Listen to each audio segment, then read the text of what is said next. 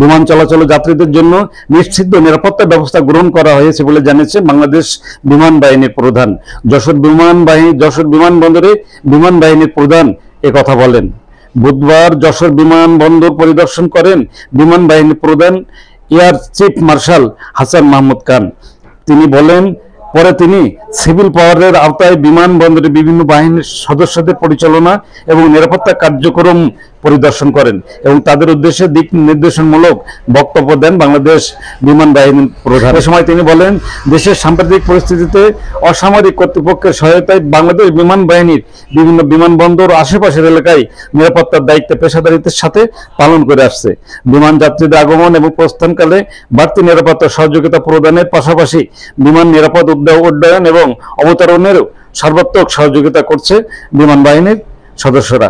তিনি বলেন, বিমান চলাচল এবং যাত্রীদের নিরাপত্তা নির্বিঘ্নে নিরাপত্তা ব্যবস্থা গ্রহণ করা হয়েছে, যার ফলে যশোর বিমানবন্দরে সকল ফ্লাইট সময় মতো ওঠানামা সহ নিরাপত্তা পরিবেশ ও স্বাভাবিক কার্যক্রম পরিচালনা করা হচ্ছে।